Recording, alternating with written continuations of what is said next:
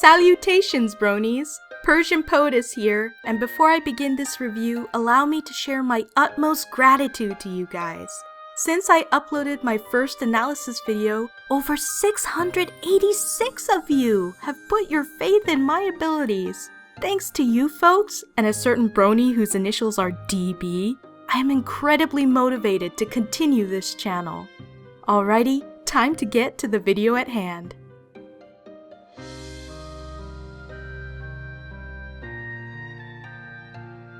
Today I'm reviewing and analyzing the much-heralded fan work of the summer, Children of the Night by duo Cartoonist.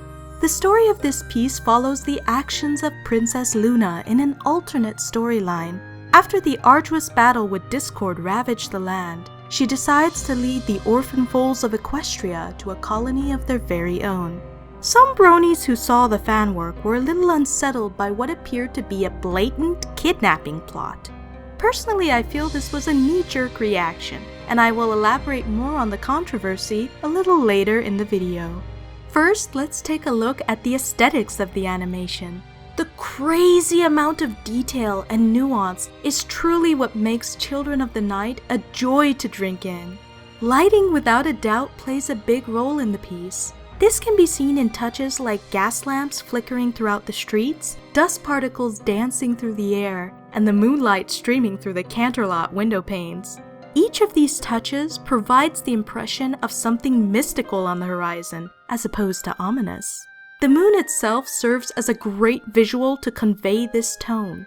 We see the moon often dominate several shots, frame Luna's form, and act as a welcoming monolith for the little Fillies to follow. The monolith metaphor is stitched throughout the work, as you notice each domicile of the new colony members lit up by the moon's alluring glow. Now at this point you're probably saying, "Bingo, Poetess! You just confirmed the Fillies were hypnotized, brainwashed, and kidnapped. End of video."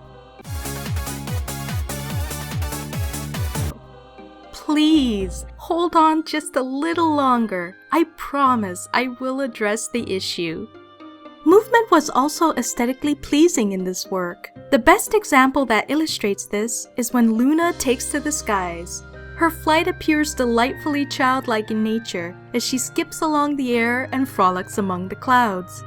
Not all of the characters' movements were as smooth as silk though. There were a few off-putting moments, such as when Luna folded her wings in this odd manner, or awkwardly lip-synced a line or two.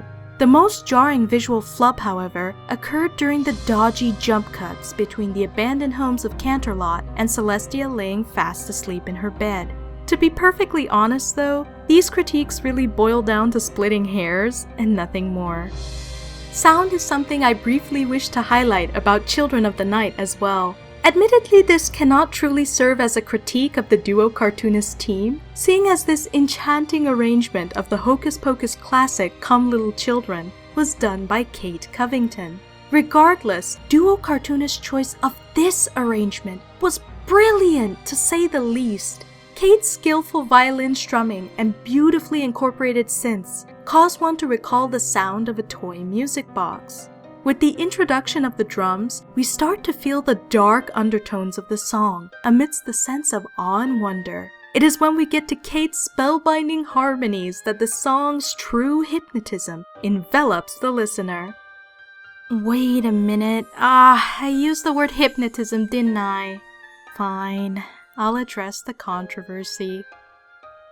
As I stated earlier in the video, members of the fandom have been up in arms over Luna's supposed abduction plot.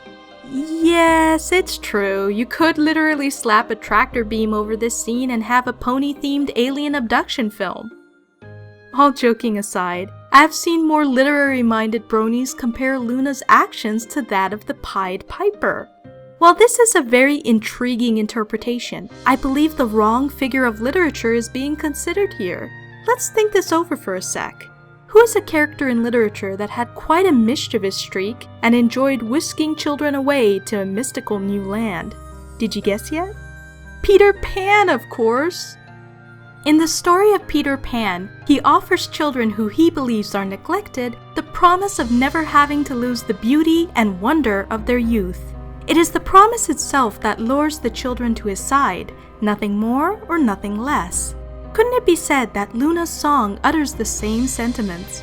She laments how life, or discord in this case, has extinguished that which was beautiful and innocent in the foals' lives. All that she wishes is to offer them a sanctuary, away from the turmoil in her Garden of Shadows. Garden of Shadows, huh? Yet another interesting correlation. We cannot deny, though, that both Peter and Luna's actions come with some selfish motivations. In Peter's case, he enlisted a band of children to defend a stake of Neverland and pester the island's pirates day and night to the point of actually killing the pirates. So much for preserving the beauty of youth, Peter. Luna, on the other hand, while still selfish in intent, pursued the nobler goal of creating a utopia for the foals at the expense of further fracturing an empire. To make a long story short, Luna and Peter never forcibly coerced the children to come with them. After all, were bronies like us coerced or hypnotized into liking a show about pastel ponies? It was the siren call of the internet that brought it to our attention, just as Luna's song did for the little Fillies. We decided to heed the call, and a few years later here we are, watching a fantastic animation like this one, which we would have never seen if we decided not to listen to that call in the first place. This is Persian Poetess signing out and reminding you that friendship is so awesome!